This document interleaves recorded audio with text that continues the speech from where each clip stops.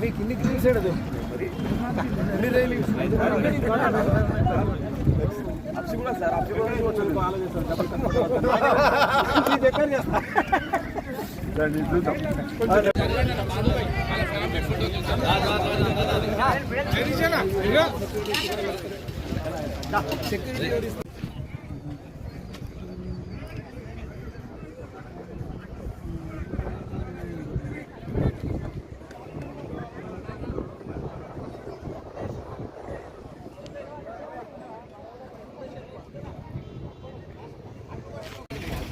ande same ande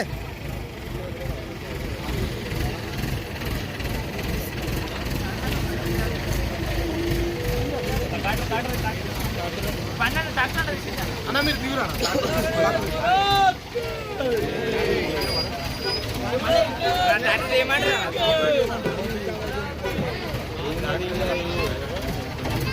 जा जाने ఒకసారి ఎప్పుడన్నా ఏం కాదు వస్తది పోనీ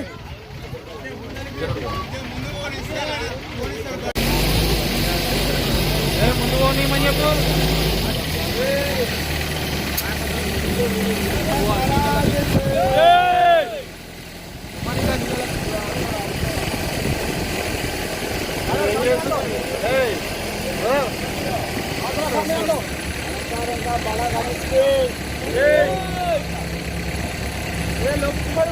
కొంచెం బాగా చెప్పు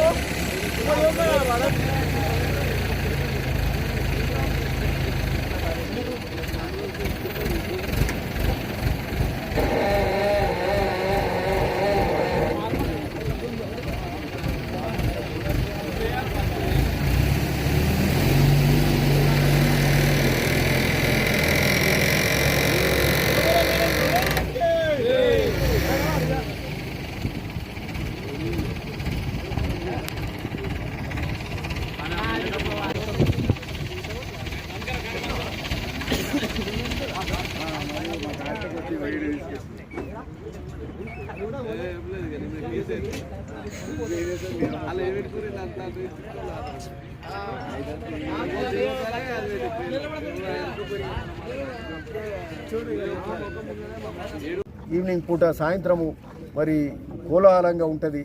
ఈవినింగ్ నిమజ్జనాలు సాయంత్రానికి పికప్ అవుతాయి. చీకట్ల ఇక్కడ లైటింగ్ పెట్టాలి. వెహికల్స్ కూడా వచ్చినట్టు పక్క నుంచి వచ్చి ఇంకో పక్క నుంచి పోయేటట్టు వచ్చిన ప్రజలకు కూడా ఇక్కడ ఒక మంచి వాతావరణంలో వాళ్ళకు కూడా వసతిగా ఇక్కడ ఎంతమంది వచ్చినా పట్టే విధంగా ఒక 400 feet by 60 feet వెడల్పుతోటి చాలా గొప్పగా మొదటిసారి భువనగిరి జిల్లా కేంద్రంలో భువనగిరి పెద్ద చెరువు దగ్గర గణేష్ ఘాట్ అనే అది నిర్మాణం చేయడం జరిగింది. ఆ రోజు వస్తే ఇక్కడ అన్ని చెట్లు గిట్లు ఉండే చెట్లను సాఫ్ చేసినాం. పోయిన 28వ తారీఖు నాడు మొదలు పెట్టినాం. చెరువు సాఫ్ చేసినాం.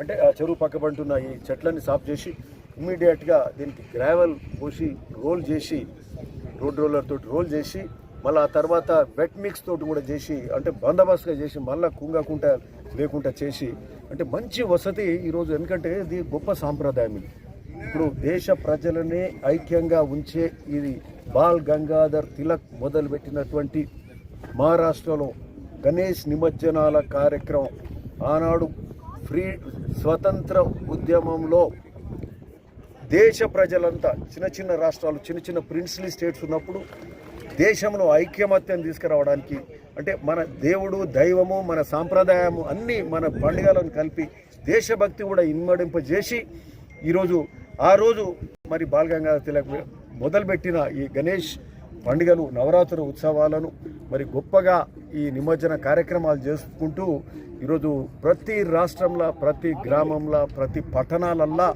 మరి గొప్పగా ఈ పండుగ చేసుకునే కార్యక్రమం. అట్లాంటి గొప్ప సంప్రదాయాన్ని భువనగిరి చెరువుల భువనగిరి జిల్లా కేంద్రంలో మరి ఈ గొప్పగా ఘాట్ నిర్మాణం చేసుకున్నాం. ఇది మొదటి తొలి మెట్టు మాత్రమే మేము చేసింది.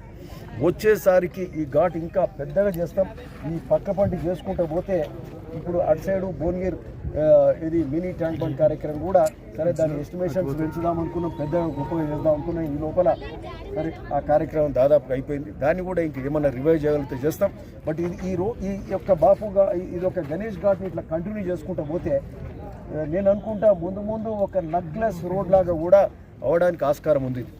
అంటే ఓ పక్క బండ్ ఉంటుంది, ఓ పక్క ఇది ఘాట్ ఉంటే మొత్తం ఇది గణేష్ నిమజ్జనాలకే కాకుండా దసరా సందర్భంగా బతుకమ్మలకు కూడా అనువుగా ఉండేటట్టు ఆ తర్వాత ఓ నక్లెస్ రోడ్గా దీన్ని తీర్చిదిద్దగలిగితే అధికారుల కూడా వాళ్ళ ఆలోచన బట్టి ఇరిగేషన్ ఇంజనీర్స్ కానీ అందరితోటి ఓ ఆలోచన చేసి మరి దీన్ని ఇంకా బాగా చేయగలిగితే ఏంటంటే ఇది సాయంత్రం వేళ ఆహ్లాదకరంగా భువనగిరి ప్రజలకు ఇక్కడ ఆహ్లాదకరంగా మంచి వాతావరణం ఇక్కడ క్రియేట్ చేసిన వాళ్ళం అవుతాం. పండుగలప్పుడే కాదు, ఏ బతుకమ్మలకు కావచ్చు, గణేష్ ముఖ్యంగా గణేష్ నిమజ్జనాలకు, అట్లనే ఉట్టి సందర్భాలలో కూడా సాధారణ సమయంలో కూడా మంచి ఆహ్లాదకర వాతావరణం ఈ గణేష్ ఘాట్లో మరి ఇక్కడ జరుపుకోవడానికి వీలవుతుంది.